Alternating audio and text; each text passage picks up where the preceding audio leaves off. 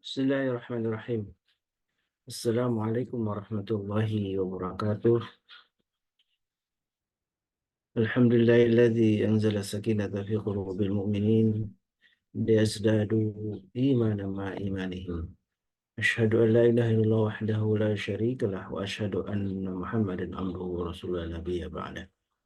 Allahumma salli wa sallim wa karim wa barik ala nabiyyina wa syafi'ina wa maulana wa qudwatina wa imamina Muhammad wa ala alihi wa sahbihi wa man ittaba'ahum bi ihsanin ila yaumiddin amma ba'du. Sahabatku jamaah yang dimuliakan Allah, alhamdulillah wa syukurillah di pagi ini Allah masih mempertemukan kita dalam sebuah kajian ilmu majlis yang di sanalah Allah tabaraka wa taala menurunkan rahmatnya, dan di majlis itu pula para malaikat hadir yang tentu akan mencatatkan siapakah orang-orang yang hadir istiqamah dalam majlis ilmu. Dan disebutkan dalam sabda Nabi yang mulia, Allah mengabarkan kepada penduduk langit orang-orang yang senantiasa istiqamah menghadiri majlis-majlis ilmu. Dan disebutkan sebagai teman-teman surga, karena disinilah kita diingatkan oleh guru-guru kita untuk senantiasa mempersiapkan diri, apakah kita menjadi ahli surga pun ahli neraka.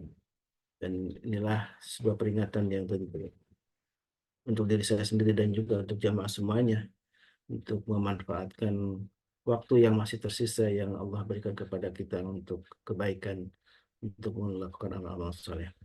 Salawat dan salam tentu senantiasa kita curahkan kepada baginda Nabi kita Muhammad SAW, beserta keluarganya, para sahabatnya, dan juga mudah-mudahan kita umat akhir zaman, umat yang eh, disebutkan dalam sabda Nabi mulia sebagai saudaranya, yaitu ketika para sahabat eh, mempertanyakan, bukankah kami juga adalah saudaramu?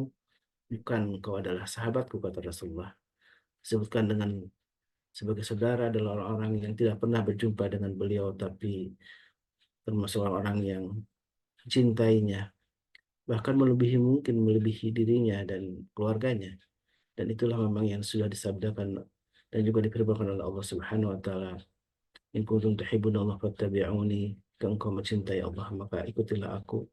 Dan Rasulullah SAW menjadi sebuah tauladan yang uh, harus kita ikuti dalam berbagai macam sisi kehidupan.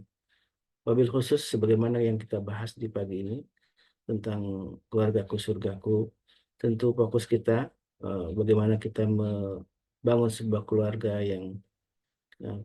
yang mengikuti contoh dari Rasulullah SAW.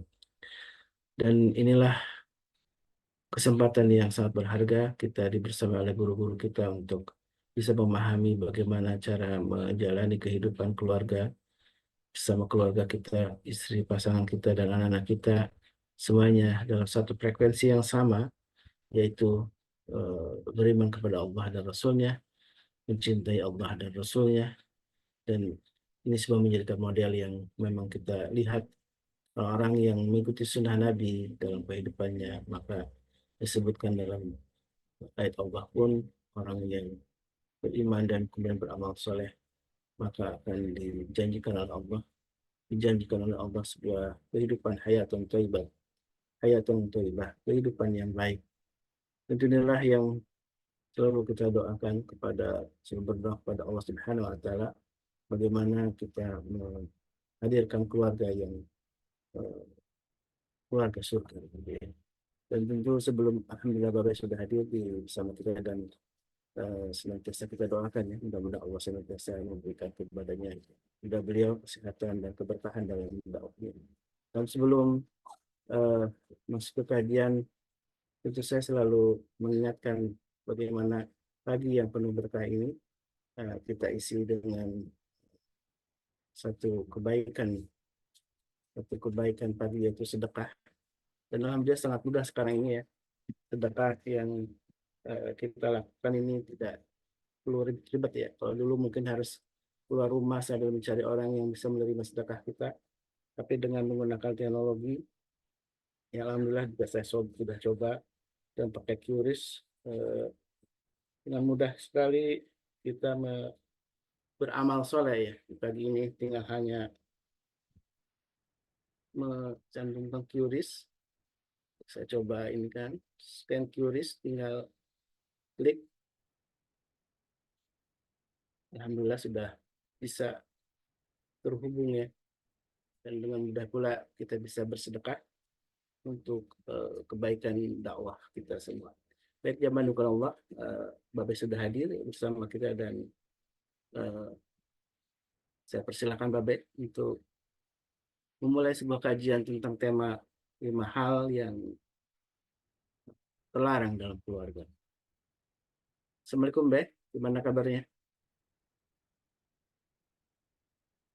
Pokoknya Mbak sedang siap-siap. Alhamdulillah sudah on kamera. Oh, Gimana kabarnya, Mbak?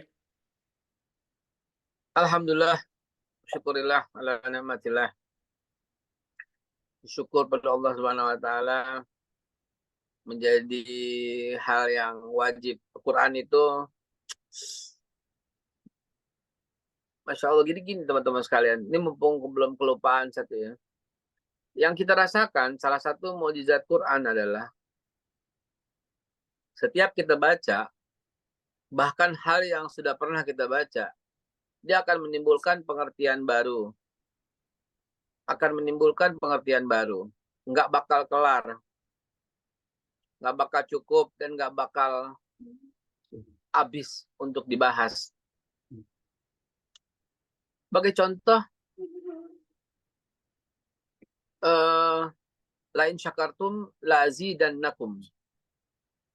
Kalau kau bersyukur, niscaya akan kami tambah. Itu udah puluhan kali, mungkin ratusan kali kita dengar. Tapi hari ini, saya mau memberikan insight baru, saya mau memberikan pengertian baru, pandangan baru terhadap ayat tadi, dalam hal vibrasi, resonansi gitu ya. Begini, Bismillahirrahmanirrahim. Sesuai dengan judul, ada 5 hal yang terlarang, maka nomor 1 itu kufur gitu. Nomor 1 itu ingkar dengan nikmat yang Allah udah kasih. Nomor 1 itu salah minta sama Allah. Jadi gini, ini sebelum masuk ke dalam materi, saya mau ngomong sesuatu yang penting banget, yang tadi malam sampai jam 1 kurang, saya mendengarkan ceramah seorang yang saya nggak kenal, karena memang nggak ada wajahnya. Cuma ada suaranya doang. Jadi suaranya di TikTok, suaranya berseri, sampai saya dengerin sampai 3 seri dan hampir 1 jam. Intinya begini teman-teman sekalian, bagus banget pokoknya. Dengan berkaca dan melihat pada para nabi tentunya, bagaimana cara mereka doa ya, cara doa mereka. Ternyata nggak ada satupun yang mengajukan satu hal yang negatif. Saya mengambil contoh begini, kesalahan kita selama ini. Kita tuh minta rezeki gitu ya. Ketika kita minta, sebenarnya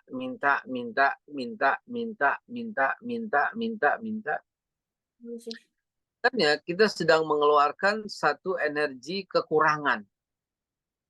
Kurang mulu gitu loh. Allah Subhanahu wa taala memang senang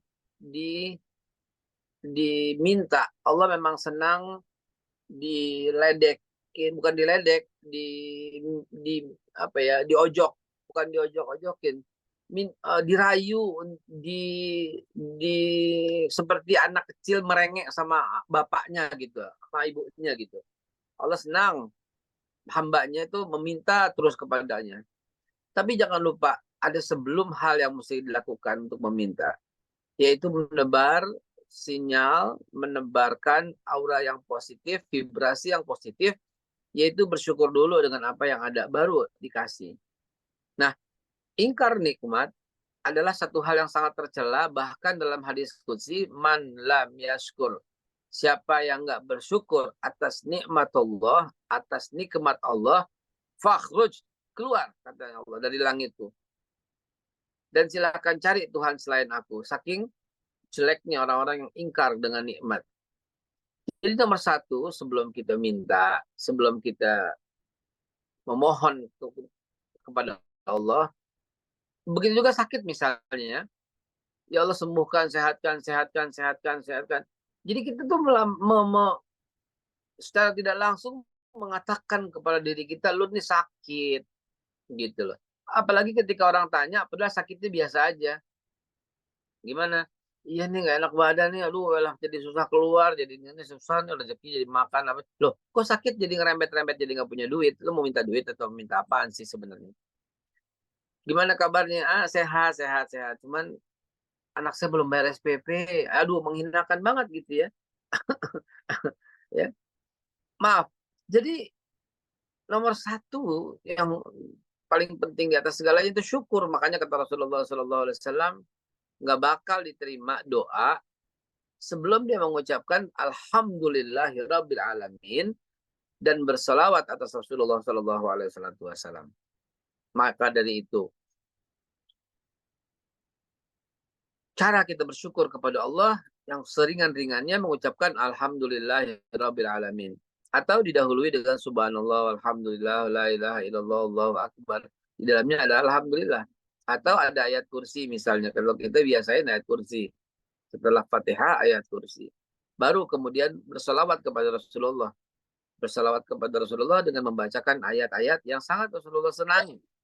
Ayat-ayat yang Rasulullah sukai, yang ayat-ayat yang merupakan kan seringan dalam hadis ya, ayat-ayat yang Nabi utamakan. Yaitu misalnya inna fatahna laka fatham mubina. Itu kata Nabi ketika turun, Nabi lebih senang ayat itu daripada bumi dan seisinya gitu. Maka kita niat kita sampaikan bacakan untuk kepada Rasulullah Sallallahu Alaihi Wasallam. Ibu bapak sekalian saya hormati, ada tuh orang yang kayak begitu. Dia tuh nggak bisa ngelihat di rumahnya udah ada apa, tapi dia mohon terus. Jadi ini orang bukannya sedang berdoa, dia sedang menunjukkan tabiat aslinya dia serakah. Dia bukan sedang berdoa, dia menunjukkan tabiat aslinya dia selalu merasa kurang. Dia bukan sedang berdoa, gitu loh. Maka Gus Baha salah satu, kalau menurut pendapat saya yang hari ini kita dengarkan ya, salah satu orang paling berilmu lah, ya, yang paling produktif lah ya. Dan Gus Baha nggak punya HP, dahsyat ini orang. Nggak punya Facebook, nggak punya Twitter, nggak punya sosmed, gitu. Dia nggak punya. Ya, Gus Baha. Gus Baha mengatakan begini, sambil senyum-senyum dengan khas pecinya yang suka miring kiri, miring kanan, suka kelihatan rambut. Jangan-jangan tahajud kita, ngaji kita, ya itu lebih berharga tidur kita daripada tahajud kita. Loh gimana? Ya orang tahajud, tapi dia selalu memohon, meminta kepada Allah dengan mintaan yang banyak, padahal di rumahnya udah banyak segalanya. Dibandingkan dengan orang yang tidur dia. Tapi dia dengan mengatakan nikmatnya luar biasa tidur itu. Kesehatan yang Allah berikan. Nilainya itu lebih besar pahalanya orang yang tidur dengan merasakan nikmat dari Allah Subhanahu wa taala ketimbang orang yang bertahajud dan berbaca Quran. Nah, baik, ini hanya satu kajian ma'rifat. Bukan semata-mata kita langsung mengatakan tidur lebih hebat, tidak, gitu ya. Karena afdolul ibadati ummati ayyaqra'ul Quran, kata Nabi. Afdolnya ibadah umatku ya adalah orang yang membaca Al-Quran. Itu utamanya lain lagi gitu kan ya. Khairukum, sebaik-baik kalian man ta'allama Al-Quran wa 'allama, siapa yang belajar Quran dan mengajarkannya. Itu juga lain lagi gitu ya. Itu afdolnya ibadah. Man arada ayyatakallama ma'allah falyaqra'il Qur'anan. Siapa yang kepingin bercakap-cakap dengan Allah, maka bacalah Al-Quran. Lain lagi gitu ya. Ya. Membaca Quran di waktu subuh, masyhudah, disaksikan oleh para malaikat. Malaikat turun untuk mengundang malaikat, bacalah Quran di waktu subuh. Kenapa saya mesti sampaikan hadis-hadis ini? Biar ada balancing. Jangan-jangan ntar enakan tidur daripada baca Quran. Tidak. Maksudnya orang yang baca Quran tanpa disertai dengan rasa syukur. Dengan orang yang tidur yang disertai dengan rasa syukur, maka lebih besar pahalanya orang yang sedang tidur yang disertai dengan rasa syukur. Begitu. Kenapa? Karena sebanyak-banyaknya ibadah tetapi dia disertai dengan rasa tidak syukur, maka dia akan menjadi haba'an mansur. satu amal yang kosong, belum. Tidak ada nilai di sisi Allah Subhanahu wa taala. Hadirin, kita balik lagi. Ingkar. Ya, dia nggak ngelihat kenikmatan yang telah Allah kasih. Padahal Allah senang sekali. La in syakartum la azidannakum. Ketika kita bersyukur, Allah tambah lagi. Jadi syarat dikasih oleh Allah, terima kasih dulu. Gini deh sama orang deh. Kita deh sama orang deh gitu ya. Kita memang mau ngasih sama orang yang dikit-dikit minta. Lah itu kan kita. Kalau Allah kan nggak begitu. Allah senang diminta. Pasti ada yang berkata demikian. Ya, sebelum dibilangin dikat begitu, saya sampaikan duluan. Tetapi kan ada caranya. Ada adabnya. Nggak lihat adabnya Nabi Ayub. Gitu ya. Ketika istrinya berkata, minta dong sama Allah. Kamu kan seorang nabi. Masa begini sih keadaan kita, udah sakit, udah miskin, dan sebagainya, dan sebagainya. Padahal kalau kau minta kepada Allah, nih saya Allah pasti akan mengabulkan. Apa kata Nabi Ayub? Apa saya nggak malu? Kata Nabi Ayub. Allah udah memberikan saya sehat 40 tahun. Baru sakit 35 tahun. Karena dia udah umur 75. Coba. Sakit 75 tahun. Dibilang baru 3. Malu saya minta sama Allah. Masih banyakkan dikasih sehat. Bayangin. Ini karakter Nabi Ayub, ya, luar biasa. Maka ketika dia memohon kepada Allah, dia bukan memohon sembuh, dia cuma mohon Rabbi masaniyadurra wa anta arhamar rahimin. Ya Rabbi, masaniyadurra. Ada saya sakit, bukan saya sakit. Saya ada satu hal yang buruk, ada satu hal yang kurang gitu ya. Dan kau maha pengasih lagi maha penyayang. Gitu. Dahsyat banget gitu kan ya. Nabi Muhammad SAW dimpukin, diapain semua yang didoain, semoga mudah-mudahan Allahumma di qaumi fa innahum la ya'lamun. Ya Allah beri petunjuk. Dia nggak tahu apa yang dia kerjakan. Jadi contoh-contoh para nabi telah menunjukkan sebuah doa yang sangat beradab kepada Allah Subhanahu wa taala. Ya, doa memang perlu adab kepada Allah Subhanahu wa taala. Doa memang perlu adab. Ya. Jadi jamaah sekalian yang saya hormati, yang saya muliakan, yang nggak boleh di rumah adalah ingkar atas nikmat Allah. Berarti opposite-nya, lawannya adalah bersyukur sesyukur-syukurnya. Ketika orang punya penyakit jantung, dia fokus jantungnya aja, jantungnya aja. Dia bersyukur dulu dengan hatinya yang masih bagus, dengan pankreasnya yang masih bagus, dengan paru-parunya yang masih bagus, dengan tangan kaki yang masih digerakkan, dengan matanya, dengan hidungnya, dengan pengecapnya, dengan rasa masih bisa menikmati. Dia bersyukur dulu dengan itu gitu loh. Memang Quran itu dahsyat banget ya. Lain syakartum la azidannakum. Merinding saya itu.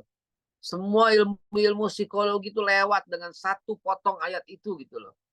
Ilmu psikologi mengajarkan kita bahwa kita mesti menebarkan vibrasi yang positif.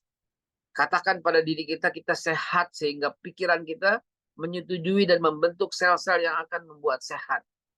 Masaru Emoto puluhan tahun menyelidiki the miracle of water. Dia bilang mesti ayat, mesti ngomong, mesti apa dan seterusnya. Semuanya lewat dengan satu potong ayat lain syakartum la azidannakum. Lewat itu semua. Ya Allah, saya sakit. Ya Allah. Terus dia mengeluh dengan sakitnya padahal seluruh tubuhnya sehat gitu loh. Jadi jemaah sekalian yang saya hormati, yang saya muliakan. Salah satu yang paling terlarang itu yaitu karena memang itu sebuah keburukan. Hampir-hampir sama orang yang menyembah berhala dengan orang yang tidak bersyukur atau ingkar kepada Allah.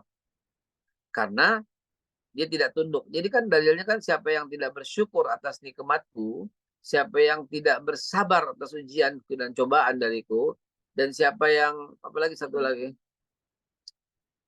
tidak tunduk dengan keputusanku, silahkan keluar dari langitku, dan silahkan cari Tuhan selain aku. Jadi Allah nggak redho dan nggak mau dijadiin Tuhan pada orang yang tidak bersyukur atas nikmat Allah. Ya, teman-teman sekalian yang saya hormati, yang saya muliakan.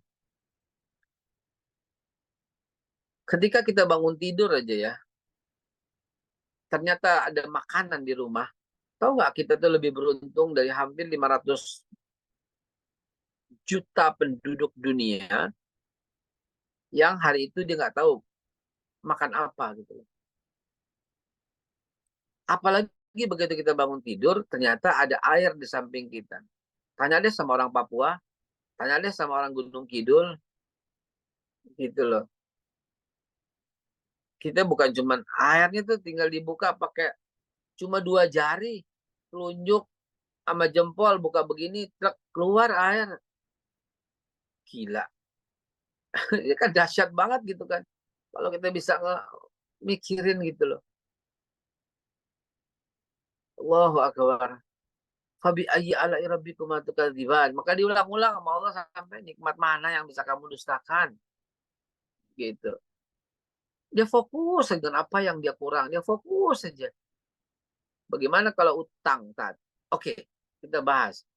Orang yang punya utang, dia nggak bisa selesaikan hutangnya. Karena yang dia fokusin tuh utang terus gitu loh. Gue utang nih, gue ngutang nih.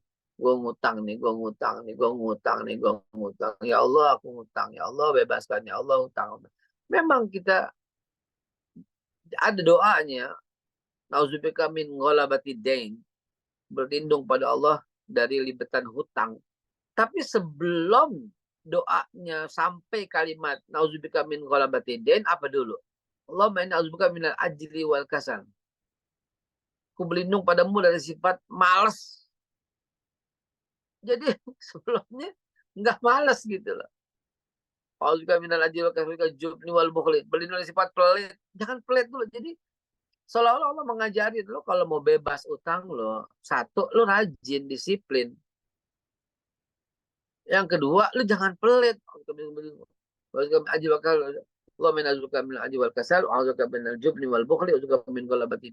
Baru gitu lo bisa bebas utang lo. Jadi kan coba pelajarin deh semua doa-doa yang diajarkan oleh Allah. Gitu. Apa coba misalnya yang sering kita ucap, urutin di doanya. Indah banget, pasti ke situ. Misalnya, Rabbana la tu'akhizna in nasina aw akhtana. Ya Allah, jangan hukum kami kalau kami bersalah. Gitu. Rabbana la tu'akhizna in nasina aw akhtana. Rabbana wa la tahmil alaina isran kama hamalta 'alal ladzina. Jangan beri beban kepada kami ya Allah, beban yang kau berikan kepada orang-orang sebelum kami. Gitu kan? Terus ada wa'fu 'anna wa'fina warhamna. Jadi paketnya itu lengkap. Bukan satu paket yang hanya meminta tapi mengabaikan nikmat yang udah Allah berikan. Oh, celaka banget ini.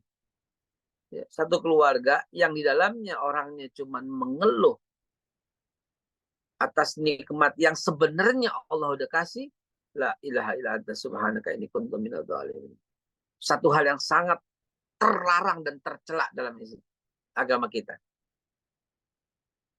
Ya. Saya suka memberikan contoh dalam training motivasi.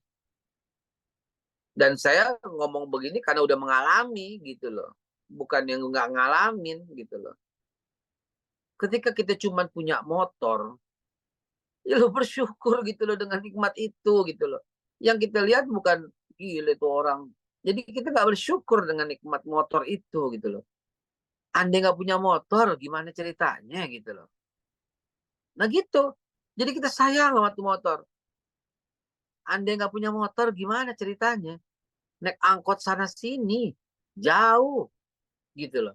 Repot gitu loh. Ya Allah, sayang akhir kita sama motornya. Begitu harusnya kepribadian orang yang cuma punya motor.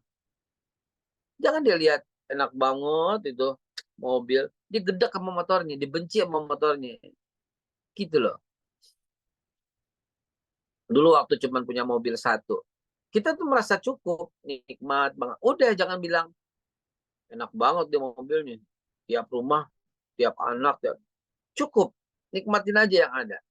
Gitu ya. Syukurin apa yang ada. Syukuri apa yang ada. Memang mesti begitu kak caranya dalam Islam. Ketika orang punya mobil, dia nggak usah ngelihat itu enak banget ya kalau ada Jaguar, ada apa. Sebentar, pasti ada yang berkata, kok kita ini bertolak belakang dengan dreams, dengan impian yang masih kita capai. Enggak tolak belakang. Pertama kita nikmat dulu, baru kita punya lompatan ke sana gitu loh. Lompatannya itu ke Allah, bukan ke tetangga yang menimbulkan kedengkian, kesirikan, keiri gitu loh. Jadi bergantung kepada Allah, setelah bersyukur kepada Allah dulu, dan meminta kepada Allah, setelah bersyukur dengan apa yang ada, dan menggantungkan cita-cita yang tinggi dengan bersyukur dengan apa yang ada. Jadi mudah-mudahan nggak rancu ya. Kita ajarkan anak kita gini, nak kamu mau jadi apa? Nak kamu mau bagaimana? Aku mau begini-begini. Oke, just keep it. Why you keep image, kata si Steve Harvey itu keren tuh.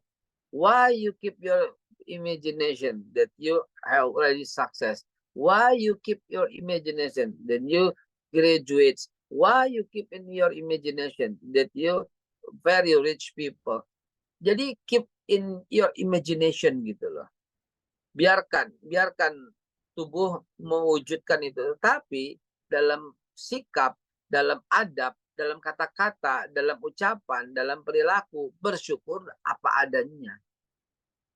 Bukan stay apa adanya. Mensyukuri apa yang ada untuk meminta kepada Allah satu lompatan.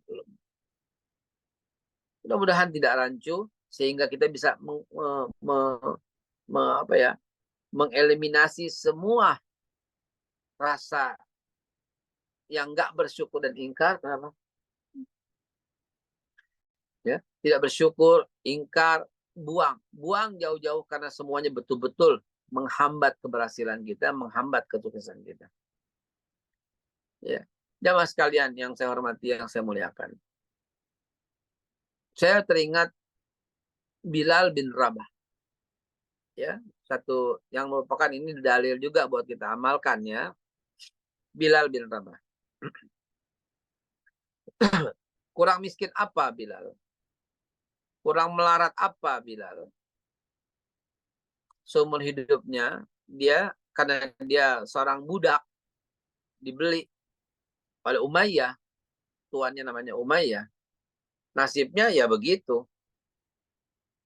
Dan kemudian ketika dia masuk ke dalam Islam, dan masuk Islamnya dalam situasi yang sangat pelik, dalam situasi yang sangat minim, sehingga Bilal hidup apa adanya. Dan bagi sahabat-sahabat nggak bakal dia minta, itu anti. Dan itu yang diajarkan Nabi, aiz gitu loh ya, haram, minta-minta ya. Maka Bilal tidak lakukan itu. Bilal hidup dengan segala keterbatasan dan kemiskinannya. Bilal hidup sebagai ashabus suffah ya, sebagai bersama Abu Hurairah gitu ya, si bujangan-bujangan yang belum berkeluarga dan tinggalnya ngemperan di Masjid Nabawi. Namun Bilal untuk makan hari-hari dia berhutang kepada sahabat yang satu. Belum lunas dengan sahabat yang lain, dia sahabat yang lain ya, karena memang masanya, ingat masanya ya. Nah, dia malu minta-minta sama sahabat, sama yang lain. Sampai satu kondisi di mana dia dalam kesempatan berdua dengan Rasulullah, ya kalau kepada Rasulullah boleh dong ya. Kita nggak usah ngeluh sakit sama orang, tapi sama dokter harus dong ya. Kita nggak usah curhat sama siapapun kecuali sama pasangan kita, harus dong gitu ya. Kita nggak usah curhat sama orang lain, sama orang tua, harus dong. Jadi gitu ya. Maka Bilal pun tidak cerita kesusahannya kepada orang lain, kepada Rasulullah, ya nggak apa-apa dong, gitu kan gitu. Jadi Bilal bercerita pada Rasulullah tentang keadaannya, tentang makan hari-harinya, tentang hutang yang menumpuk di sahabat-sahabatnya. Nah, Bilal minta setelah kondisi kayak begini, dengan dia bersyukur dengan apa yang ada. Dan apa yang Nabi ajarkan,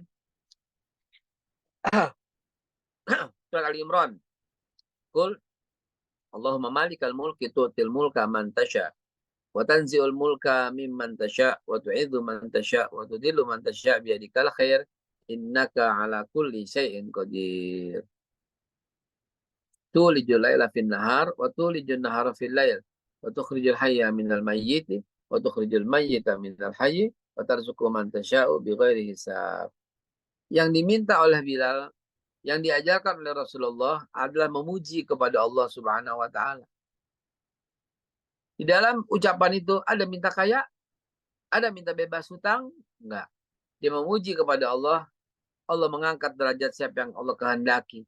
Dan Allah mencabut kekuasaan kepada siapa yang dikehendaki. Allah berikan kekuasaan kepada siapa yang dikehendaki. Dan Allah cabut kepada siapa yang Allah kehendaki. Allah mamalikal mulki tu'til mulka man tasya. Wa tanzi'ul mulka mimman tasya. Wa tu'idzu man tasya. Wa tudhillu man tasya. Jadi kita ayat itu bukan minta-minta. Ayat itu menyadarkan kita bahwa dialah Allah Subhanahu wa taala, sang pemilik tunggal, sang pemberi keputusan tunggal, sang pemberi yang mengangkat derajat kita atau merendahkan derajat kita, atau memberikan kita kekuasaan atau mencabut kekuasaan. Allah lah yang menghidupkan yang mati dari yang hidup. Allah lah yang menghidupkan yang hidup dari yang mati. Itu ya, dan seterusnya. Jadi duluan mana telur sama ayam? Ya. Nah, jamaah sekalian yang saya hormati, yang saya muliakan, itulah ketauhidan yang diajarkan oleh Rasulullah kepada Bilal bin Rabah. Ya, satu kalimat tauhid yang sangat dalam, sedalam-dalamnya tauhid mengajarkan itu. Saya mau ceritakan sedikit satu sifatnya agak sedikit pribadi, ya, yang teman-teman mungkin sudah bisa meraba dan tahu nih bagaimana ceritanya. Ketika seorang belum punya jabatan, dia tidak terlalu dilihat gitu loh. Tapi ketika seorang itu punya jabatan, maka orang pun berbondong-bondong menghampirinya. Dan itu terjadi ya pada setiap masa, pada setiap waktu, pada hampir setiap orang. Oke, ini satu hal yang alamiah, ini satu hal yang lumrah dan wajar. Toh yang kita yang kita lakukan hanyalah semata untuk umat, berguna untuk umat, dan bermanfaat untuk umat. Tapi berapa banyak orang yang nggak kepikiran ke situ, dia kepikiran untuknya, dan untuknya. Saya lebih menghindari dari suasana demikian, saya lebih baik pergi dari ikut dalam kontestasi hal cari muka atau hal berebut hal ini. Ternyata dengan cara demikian kita kok menemukan kedamaiannya, menemukan kesejukannya, menemukan apa ya, nikmatnya dalam beribadah ya. Nggak digesu-gesu kalau kata orang Betawi. Nggak diojok-ojokin, nggak diburu-buruin, nggak ada niatan tertentu gitu ya. Berapa banyak orang yang berkata, saya udah sholat, udah doa, tapi kok nggak dikasih-kasih. Orang yang kayak gini, ya mati aja. Astagfirullahaladzim. Ya. Kenapa? Karena apa hubungannya doa dengan kabul? Apa hubungannya sholat dengan kekayaan? Nggak ada hubungannya.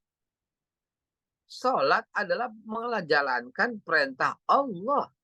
Lo mau kaya kayak, lo mau miskin kayak, lo mau minta kayak, lo nggak dikasih kayak, lo mau dikasih kan nggak ada urusan. Gitu. Sholat adalah karena kita ini makhluk. Kita wajib sujud kepada Khalik yang menciptakan kita. Gitu. Kita ini makhluk. Sholatnya diterima nggak? Kalau kata Gus Baha, orang usah pikir. Lo mau diterima kayak nggak diterima kayak nggak usah jalan dengan ikhlas seikhlas-ikhlasnya. Tambah jumlah rakaatnya. Karena nikmat kepada sujud kepada Allah itu adalah satu hal yang sangat mewah dan langka. Berapa banyak orang yang nggak bisa sujud kepada Allah? Atau saya balik, berapa banyak orang yang fisiknya sujud kepada Allah, tapi sikapnya tidak? Berapa banyak orang yang sujud kepada Allah, tapi dia takut banget sama bosnya. Dan ketika bosnya bilang jangan sholat dulu deh, maka dia nggak sholat. Coba, ya. Jadi jamaah sekalian yang saya hormati, yang saya muliakan, ketika kita pasrahkan kepada Allah, bersyukur dengan apa yang ada, itu nikmatnya Allah. Tentramnya, tenangnya hati ini. Hmm, hmm. Tapi Ustadz, suami saya, mulai itu, seorang istri akan mengeluh. Stop, stop, stop, sampai di situ. Saya gituin. Stop, stop, stop, stop, sampai di situ. Bila suamimu pulang ke rumah dengan mabok-mabokan, dan naudzubillah min dzalik, bahkan pulang ke rumah dengan membawa wanita lain, ya, misal naudzubillah, summa naudzubillah, contohnya memang ekstrim. Bukankah yang sah itu adalah dirimu? Bukankah jodoh yang diberikan oleh Allah itu adalah dia? Dan bukankah Allah sedang memberikan peluang kepadamu untuk menyadarkannya? Kalau Nabi Musa punya Bani Israel satu kampung yang mesti disadarkan,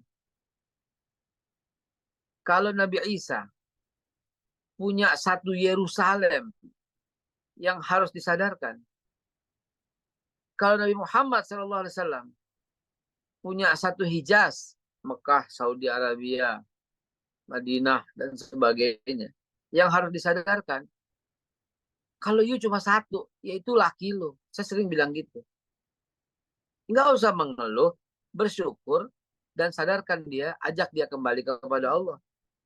Yang kau katakan, ya Allah, kau berikan suami yang seperti ini, siap ya Allah. Aku akan mengajak kembali kepada Allah. Aku akan mengajakmu. Ini berat, ya memang berat. Secara teori memang gampang nih ngomongin, tapi secara praktek tentu akan berat. Ya disitulah letaknya. Atau seorang suami yang memiliki istri nggak sholat, nauzubillah, summa nauzubillah, summa nauzubillah, buka aurat. Apa yang mesti dilakukan suami dengan istri yang seperti ini? Jangan ceraikan, ganti yang lain. Kesian dong. Kesian dong. Dia bersiap-siap mati dalam keadaan su'ul khotimah dan mendapat azab dan nerakanya Allah. Kesian dong. Lalu tugas ente sebagai suami untuk menyadarkannya, dia di mana?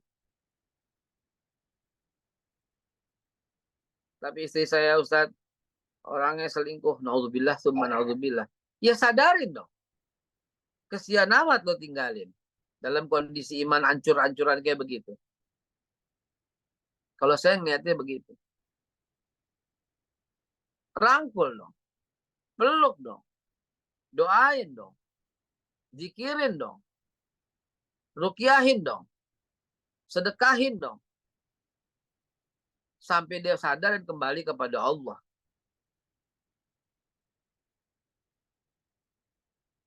Dan ini semua adalah bagian dari syukur. Dan kejadian ini apabila menimpa, bagian dari kufur. Dia merasa kurang. Dia merasa bandingin sama sono. Dia bandingin sama sini. Kalau mau bandingin sama yang bawah dong. Lihat tuh si itu nggak punya apa-apa. Lihat tuh si itu nggak punya penghasilan. Lihat tuh yang itu cuman begini. Lihat yang itu cuman begini. Jadi kita lihat kita nikmat banget gitu loh. Ini kan enggak. Gara-gara kebanyakan nonton drakor yang dibandingin bininya sama orang Korea. Ya kalah bini kita. Gara-gara nggak bersyukur yang dibandingin sama sultan-sultan. Ya kalah rumah kita. Mobil udah enak-enak AC yang kita bandingin sama Jaguar sama ya kalah mobil kita nggak ada syukurnya. Kita bersyukur dengan yang ada. Lihat yang bagus, insya Allah itu yang akan kita beli nanti. Gitu keren gitu loh. Janganlah, apaan mobil kita begini. Tuh bagus no. Lu sih. Innalillahi wa inna raji'un. Ini ngomongan kufur. Mudah-mudahan poin satu ini akan membuka. Memang agak lama poin satu ini dan banyak contoh kesana sini sampai para nabi supaya terbuka pemikiran kita semua. Hati-hati saudara, hati-hati. Anda yang nggak bersyukur, selamanya susah, selamanya miskin, selamanya melarat. Beneran. Syukuri apa yang ada. Jadi nggak bisa ngaji cuma satu poin. Mesti punya cita-cita besar, ya bersyukur dengan yang ada. Mesti punya harapan, ya bersyukur. Visualisasi yang hebat, ya bersyukur dengan yang ada. Baru kita bisa jalanin visualisasi itu. Baru kita jalanin cita-cita itu. Baru kita bisa beli mobil yang lebih bagus. Baru kita bisa sekolahkan anak ke tempat yang lebih hebat. Syukuri dengan apa yang ada. Hal terlarang dan paling nggak boleh ada di rumah itu adalah satu, ingkar kepada Allah. Dalam artian dia nggak bersyukur, dia nggak bisa ngelihat apa yang udah Allah kasih. Begitu. Kalau misalnya nyesel-nyeselan, saya sering ngomong. Satu hal yang paling saya sesali adalah mengenalkan dengan gadget sedini mungkin. Hari ini kita merasa sesal bersama. Merasa menyesali, mengenali mereka dengan AC misalnya. Sehingga hidupnya bergantung dengan AC. Itu bisa, itu gimana ya? Coba kalau dari dulu nggak pernah kenal AC, kan nggak ada masalah. Gitu kan? Gara-gara dikenalin, kalau nggak pakai jadi masalah. Ngerti nggak? Paham? Paham nggak? Bukan saya gimana-gimana ya, tapi ini dikembangkan sendiri. Gara-gara diajak ke mall, gitu ya, maka harus ke mall terus gitu. Andai kata nggak kenal mall, ini nggak mungkin sih emang hidup di Jakarta. Ini sebagai contoh. Oke, saya kasih contoh memang ekstrim, tapi tolong dengerin dulu sebentar. Kan kita menjadi seperti itu gara-gara seperti yang sekarang gitu kan. Coba misalnya di rumah, tidak kita pasang AC. Saya yakin semuanya di rumah ada AC-nya. Andai kata kita tidak kenalin AC sama keluarga. Gitu, misalnya. Kan mereka nggak perlu AC kan. Karena kita nggak. Kipas juga cukup. Kok begitu? Ya karena dari dulu mak kita, bapak-bapak kita kagak ada yang kenal AC. Ya kan? Nggak ada di Kampung Melayu, di Tanah Abang, di Condet. Ada AC-nya nggak ada zaman dulu. Zaman dulu kan nggak panas. Aduh, elah. Jawaban klasik banget gitu. Zaman dulu banyak pohon gitu loh. Ah, dari dulu Tangerang juga panas, Serang juga panas, ya kan. Kalau Condet barangkali dulu agak adem gitu kan ya. Tapi Kampung Melayu dari dulu juga panas, nggak ada tuh AC-AC-an. Kalau lagi musim panas, kita dipakein bedak dingin sama umi kita. Itu dikipasin, adem tidur akhirnya gitu. Nggak, ini one saying yang saya mau sampaikan adalah dulu kok bisa, sekarang nggak bisa. Begitu. Kadar syukurnya yang berbeda, dan karena kita udah dikenalkan dengan nikmat, sehingga untuk dicabut nikmat itu, kayaknya sekarang nggak mungkin lagi. Maka saya pesan kepada pasangan-pasangan baru yang belum punya anak, atau sudah menikah, ya, atau belum menikah. Nggak usah tuh kenalin AC sama rumah lu, beneran serius. Pakai kipas aja, beneran. Ya, nggak usah kenalin yang kayak begitu. Serius saya bilang. Kalau mau biar sehat. Kalau sehat ya purifier, penyaring udara. Ini sebagai contoh. Nggak usah juga kenalin gadget-gadget di usia-usia yang belum tentu, yang belum bisa dimanfaatkan. Lagi-lagi kita mendapatkan hadis, ya, sesuaikan dengan kadar akalnya. Allah alam bisawab. Sepertinya banyak banget yang mau tanya jawab. Silahkan kita lanjutin dengan tanya jawab apabila ingin ditanyakan. Dari saya, kita sambung besok insya Allah. Amin ya rabbal alamin. Allah. Insyaallah tabarakallah. Ini baru satu prinsip ya. Jangan kufur nikmat berarti ya. Kufur nikmat Kufur. menjadi hal terlarang yang Nomor satu kufur. Kufur nikmat itu menjadi hal terlarang yang harus kita jauhkan dari keluarga kita, dan mudah-mudahan ini menjadi sebuah inspirasi kuat ya yang harus kita tanamkan dalam diri kita dan keluarga kita untuk selalu bersyukur kepada Allah, karena dijanjikan oleh Allah tadi Allah akan tambah nikmatnya ya. Dan yang bersyukur akan menambahkan nikmat. Syarat untuk dikabulkannya doa, syarat untuk hidup yang lebih baik, syarat untuk punya duit yang banyak, syarat untuk mendapatkan mobil yang lebih bagus, syarat untuk pindah rumah yang lebih keren, Syarat itu, syarat nikmat, syarat tercapai, syarat itu adalah bersyukur dulu dengan apa yang ada. Tanpa bersyukur kagak jadi itu duit datang. Tanpa bersyukur kagak jadi itu mobil kebeli. Tanpa bersyukur kagak jadi itu semua. Kagak jadi, beneran serius. Beneran serius. Lain syakartum lazidanahum wa lain kafartum inna adzabi lasyadid. Enggak bersyukur kau akan mendapatkan segala macam kesusahan-kesusahan dalam hidup. Kenapa, Be? Sedekah itu menjadi salah satu bukti syukur itu, Be? Iya, bersyukur lalu kita memanfaatkan diri kita buat orang banyak. Salah satunya adalah yuk kita bersedekah pada Allah Subhanahu wa taala. Ya, bersyukur ya Allah, bersyukur dengan nikmat yang Allah berikan. Dan ini kalau menghadapi orang tua, ini ada pertanyaan Beh dari Bu Zahra di Pekanbaru nih. Kalau orang tua yang mengeluh terus gitu ya dengan kehidupannya, bagaimana cara menghadapinya, Beh? Kalau ini posisinya orang tua ini gitu, Beh ya. Ya, Bahkan baik. itu gimana, Beh? Baik, ini memberikan contoh ya dengan memberikan trik teknik yang luar biasa.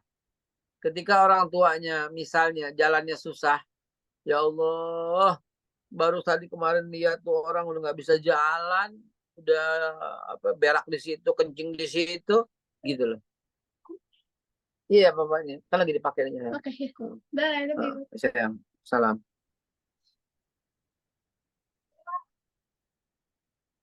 Makanya dengan cara mencontohkan gitu loh, dengan cara mencontohkan, dengan cara menunjukkan dan menyebut-nyebut orang yang lebih parah dari dia, ya.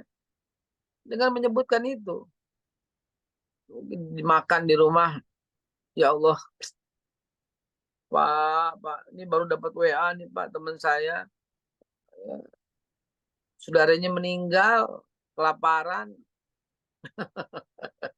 ekstrim banget, meninggal kelaparan, ya.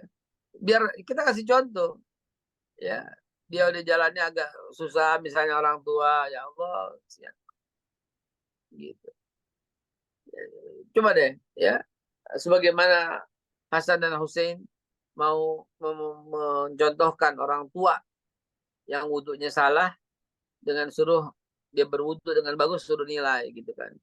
Kan itu keren itu ya, tanpa menggurui ya, menceritakan, mengkisahkan ya dengan fakta-fakta yang ada. Putarkan itu pembantaian di Gaza, ya.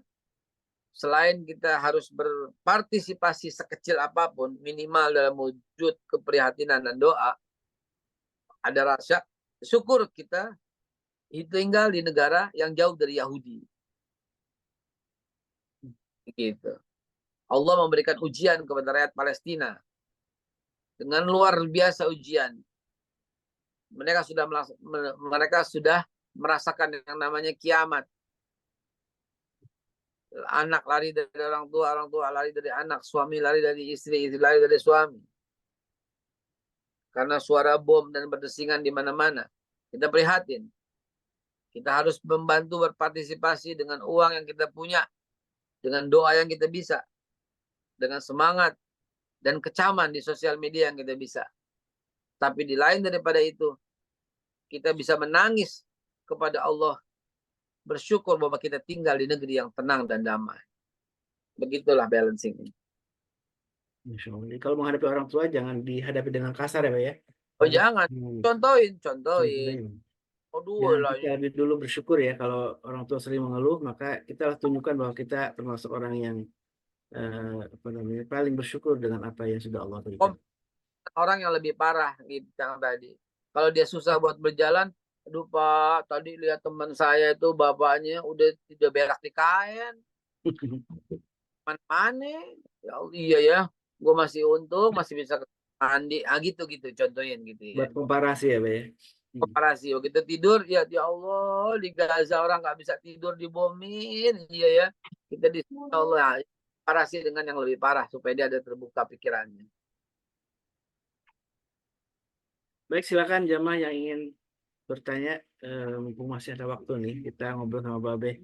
Karena 2 hari yang lalu, pekan lalu Babe lagi kurang sehat ya, jadi tidak bisa bersama kita. Alhamdulillah. Ya, apa namanya? Saya sehat. Saya butuh Lagi istirahat pilek. sedikit. Lagi bindang kata ya, suaranya lagi susah keluar, bindang istilahnya apa Para- ya.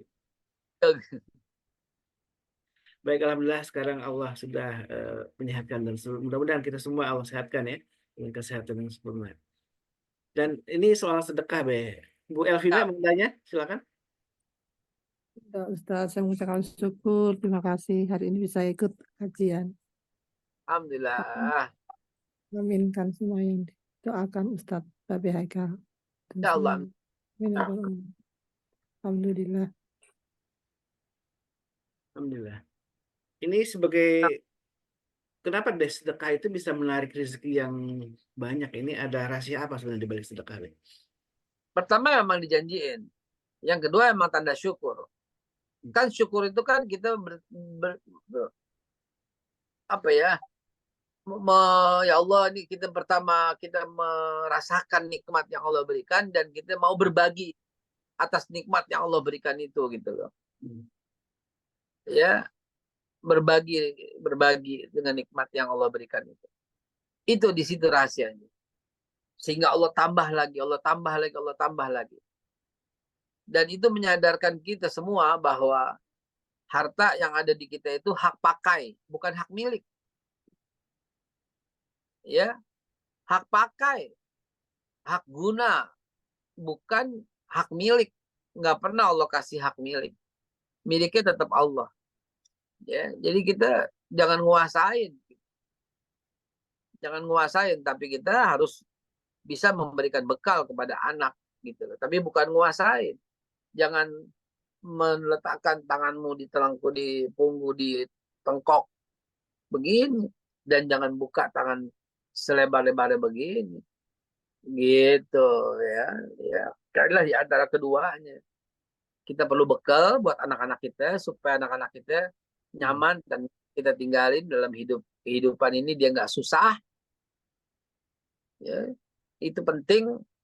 Kemudian kita, tapi jangan berlebihan gitu ya.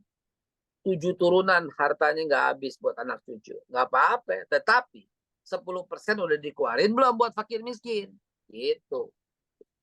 Laku 10 Ustaz, ya biarin. Kalau ente maunya 2,5 silahkan. Kalau aneh sih 10 gitu. Dan sedekah itu membahagiakan, Be ya. Saya Iya jadi dong. ingat ini saya bersyukur, Be.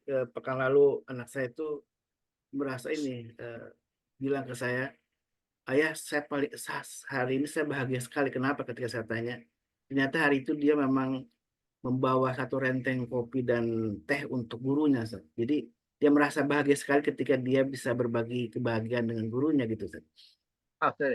Hari ini saya bahagia sekali karena hari ini istri saya berulang tahun. Nah, yang Insya Allah. Barakallah fiik. 48. Oh, 48. 48. Masya Ini Allah. saya marahin dia karena nggak bersyukur. Ya nggak? Mau lagi dimarahin kayak gitu. Bersyukur. Dengar ceramah Bapak nggak barusan? Bersyukur dengan apa yang ada. Bersyukur dengan apa yang ada. Haram ribut soal makanan. Haram bertengkar soal makanan. Haram. Papa haramin di rumah ini ribut gitu. Ya Allah, alhamdulillah. Aduh, banyak banget yang kelaparan. Ya Allah, ya Allah. Gitu. Tanya satu ya. Ustaz. Boleh, Bu Elvina nih mau nanya. Lupa. Assalamualaikum warahmatullahi wabarakatuh. Waalaikumsalam. Beberapa hari yang lalu tuh anak saya minta tolong ke saya. Mama tolong doain saya dong, Mah. Katanya ada orang kayaknya nggak suka sama saya. Saya bilang, orang itu kayaknya tak senang banget sama saya kalau saya kerja di sini gitu misalnya. Dia kan kerja di rumah Ya, sakit ya. ya, Itu kan banyak, ada aja orang yang nggak ya. suka. Kan pasiennya dia kan banyak sekali. Terus saya Di bilang gini, rumah ya Allah, saya bilang gini ke anak saya, ya udah berdoa, Mama selalu doain, tapi kamu jangan lupa bersedekah ya. Sedekah, mohon sama Allah bahwa sedekah juga bisa menghapus atau meredakan semua kesulitan kita. Saya bilang gitu kan. Terus apa mohon sama Allah supaya orang Ya, itu ya. tidak jahat sama kamu. Terus anak saya bilang gini, "Mah, kalau bersedekah harus selalu sedekah, cuman nggak boleh minta yang kayak gitu, sedekah-sedekah aja, nggak boleh itu." Apa itu benar tuh, Ustaz? Maksudnya sedekah tapi kita nggak usah minta apa gitu sama Allah. Sedekah-sedekah aja ikhlas gitu. Saya bilang enggak deh, kayaknya Benar, boleh. anaknya benar, tapi ada komanya gitu ya. Anaknya benar, dia tidak pamrih, dia sedekah hanya karena memang Allah perintahin mengenai Iya, dampaknya, baru kita minta kepada Allah di suasana yang pas dengan waktu sedekah, ya. Benar, benar juga anaknya, benar juga ya, tapi ya kita punya niat tertentu ya, punya hajat. Yang sebenarnya yang harus dilakukan kepada anaknya itu adalah doain orang yang nyebelin itu. Doain orang yang nggak suka sama dia itu. oh, Itu yang benar. Yang Sedekah nggak doa suka ya, Beb. apa? Sedekah doa gitu ya. Ya, doain sama orang yang nggak demen sama dia itu doain, jangan digedekin, jangan disebutin. Itu enggak. akan membuat suasana makin panas karena dia melemparkan sinyal negatif. Harusnya kalahkan dia dengan sinyal positif. Lu nggak Iya, demen sama gue doain lo biar kaya lo, gue doain lo biar baik lo, gue doain biar lemah, gue doain lo biar gitu. Bawain dia makanan, bawain dia hadiah, WA dia. Eh, tadi gue lewat di sini nasi uduk, enak banget. Gue bawain ya, lu pakai sambal apa enggak? Gitu sama orang yang nyebelin itu gitu. iya. Udah sih Oke. Ustaz. Anak saya Ah, juga tidak pernah selalu mendoakan orang itu juga. Cuma doakan dia minta tolong saya, tolong doain ya Mah ya, biar ya, orang-orang itu nggak ganggu saya gitu. doa Saya bilang siapa insya Allah. sebut. Siapa namanya? Ibu Elvina, sebut namanya dalam doa. Ya, Mm-mm. sebut. Kirimkan suratul Fatihah, semoga pahala surat Fatihah ini untuk melembutkan hatinya kepada anakku. Nggak apa-apa. Betul, doain. Ntar seperti anaknya bilang, ibu mau sedekah, sedekah aja. Ya betul. Sedekah, Betul ya. sedekah. Sebagaimana ini perintah Allah, semoga Allah melepaskan kesusahan. Gitu. Namun, tadi malam ya maghrib, ya udah maghrib, saya membaca satu kisah yang menarik sekali. Tapi terjadi pada masa sahabat Hasan al-Basri, ya, di zaman Hasan al-Basri. Dan itu merujuk pada hadis Nabi dalam kitab itu, ya, di mana orang yang jahat sama dia nggak balas, dia doain, tapi akhirnya dia mengadu hanya kepada Allah. Boleh juga kalau udah kelewatan menzalimi dengan cara demikian. Maka itu terjadi pada Hasan al-Basri di sebuah pasar. Ketika orang ini jahat, orang ini menyakitkan, menyudutkan, dia mengangkat tangannya di pasar juga. Ya Allah, orang ini menyusahkan aku dalam berdagang. Amin. Mati itu orang di pasar. Saya baru baca kitab itu. Itu keren juga sih itu. Iya. Ya, Artinya orang tersebut itu keterlaluan memfitnah kemana-mana gitu bahkan sampai seluruh teman-teman di seluruh Indonesia dikasih tahu semua yang padahal itu nah tidak benar gitu. kayak begitu disimpan, itu kejahatan Bu. Itu sekarang ada pasal perbuatan tidak menyenangkan, itu bisa dimasukin ke penjara kalau begitu. Itu bagus, itu bagian saya Bu. Ntar tunggu sebentar, saya lulus jadi pengacara ya, itu bagian saya. So, Itu bagian Masya saya. Allah. Bu Elvina main ke rumah kapan-kapan, silaturahim untuk ceritakan kelengkapan kisah itu supaya kita bisa ambil pelajaran sama dia. Kalau udah kayak begitu, itu bisa kita penjarain orang itu, Bu. Ya, kita bisa penjarain. Simpan semua bukti-buktinya ya. Kita ngobrol di rumah. insya Allah. Semoga Ustadz Baik, semua sehat selalu ya Ustadz. Ustadz Khalil, amin. Ustadz kami semua di Silakan sini. masih ada satu lagi. Kalau ada yang satu ingin bertanya dan masih disimpan, masih ada 4 lagi, Mbak ya, hal yang Iya, besok masih ada. terlarang dalam keluarga yang harus kita bahas. Insya Allah besok hari kita mudah-mudahan masih kita pertemukan kita dengan Bapak Haikal. Allah Amin ya memudahkan Rabb. kita untuk menghadiri majelis ilmu dan alhamdulillah kita bersyukur ya setiap pagi didampingi oleh para guru kita di MKI ini. Mudah-mudahan Alhamdulillah. dengan wasilah nasihat dari para guru ini, Allah bukakan pintu hidayah untuk kita semua dan tentu mengistiqomahkan kita dalam kebaikan ya. Jadi Amin ya. disebutkan oleh Babe, Amin. jangan sampai kufur nikmat. Bersyukurlah dengan apa yang Allah berikan kepada kita. Eh, ada satu lagi, Be, mungkin Bunda Nadia silakan sebagai pertanyaan terakhir ya. Bismillah, Assalamualaikum warahmatullahi wabarakatuh. Assalamualaikum warahmatullahi wabarakatuh. Alhamdulillah Babe udah sehat ya. Alhamdulillah.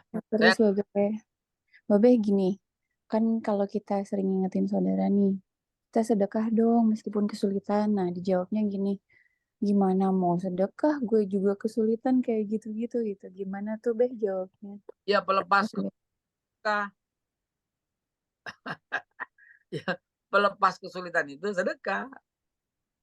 Gitu. Jadi pelepas kesulitan adalah zikna fi sarra'i wa dharra. Justru pelepas kesulitan itu ya sedekah. Gitu ya. Sedekah, ya. Cari yang bisa disedekahin di rumah. Ya. Ada seorang yang namanya Ustadz Soleh. Dia tuh punya simpenan cincin bertuliskan Allah. Ya. Dia sedekahin buat saya katanya dia. Nah ternyata cincin ini saya jual sama seorang teman. Lakunya fantastis gitu ya. Saya kasih Ustadz itu separuh balikin, dia kaget gitu kan. Nah itu caranya Ustadz Soleh itu sampai bisa kayak gitu. Justru pelepas kesulitan itu sedekah. Ya, justru pelepas kesulitan itu sedekah. Terus apa yang mesti disedekahin kalau duitnya nggak ada? Ya barang pada orang yang membutuhkan. Pasti ada. Baju lo juga bisa disedekahin. Ya pasti ada. Benda-benda yang ada disedekahin. Nggak mungkin nggak ada. Pasti ada. Ya, celana lo juga bisa disedekahin. Jam lo juga bisa disedekahin. Vitamin di rumah lo yang bekas juga bisa disedekahin. Pasti ada. Pasti ada. Maaf, saya agak maksa. Iya, karena memang sedekah itu adalah yang melepaskan semua kesulitan-kesulitan kita. Lanjut besok ya. Alhamdulillah, jazakallah khairan, Beh. Mudah-mudahan Allah senantiasa memberi pahala terbaik untuk Babe keluarga ya atas semua dedikasi dalam dakwah dan perjuangan untuk menegakkan amar ma'ruf nahi munkar ya. Dan Jangan mungkin lupa sisipkan setiap closing itu asbahna wa asbaha mulkulillah walhamdulillah wal khairu wasyarri masih wala haula wala quwata illa billah. baik, Beh, atau doa langsung, Beh, bisa dipimpin mungkin sebelum ditutup. Allahim, kita doa yang tadi gimana sah kalau berdoa pagi sah depannya?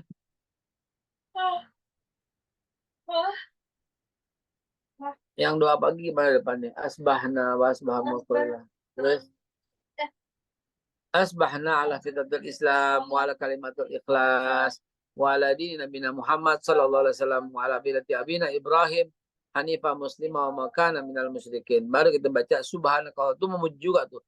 Subhanakallah bihamdi subhanahu wa bihamdika asyhadu an la ilaha illa anta, baru astaghfiruka wa natubu ilaih taubatan nasuh min kulli dan min azim wa min jamil ma'asi wa dzunub wala haula wala quwata illa billahil azim. Wassallallahu ala sayyidina Muhammad. Kita ketemu besok lagi. Assalamualaikum warahmatullahi wabarakatuh. Waalaikumsalam warahmatullahi wabarakatuh. Dan Wabarakatuh. ajakan untuk bersedekah dari Babe tadi, silakan mungkin jamaah yang ingin memanfaatkan pagi ini untuk bersedekah. Alhamdulillah dimudahkan dengan adanya QRIS ya. Dan tadi saya sudah coba juga ketika membuka di kajian, saya coba klik pakai handphone, tinggal masuk ke rekening, tinggal klik ya, dengan mudah sekali, mungkin bisa cuma 10.000, 20.000. Ternyata Penting. ketika dirutinkan, mudah-mudahan Rutin tiap pagi rutin dan penting. lebih baik memang kata Nabi SAW, ahabul amal ilallah adwamu wa in qawat. Sebenarnya amal yang paling dicintai Allah itu adalah mudawamahnya atau terus menerusnya walaupun kecil gitu ya. Itu kata Rasulullah SAW. Dan termasuk amal yang dicintai Allah Subhanahu Wa Taala. Baik, alhamdulillah wa syukurillah. Mari kita tutup majlis ini dengan doa kafatul majlis. Subhanakallahumma wa bihamdika asyhadu an la ilaha illa anta astaghfiruka wa atubu ilaik. Dan assalamualaikum warahmatullahi wabarakatuh. Waalaikumsalam warahmatullahi wabarakatuh. أعوذ بالله من الشيطان الرجيم. Dr. Masaru Emoto dari Jepang meneliti bahwa air punya kemampuan respon auditif pada berbagai percobaannya.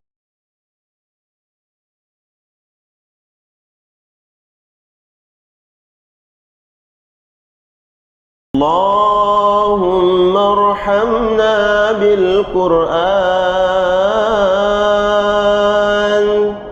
waj'alhu lana imaman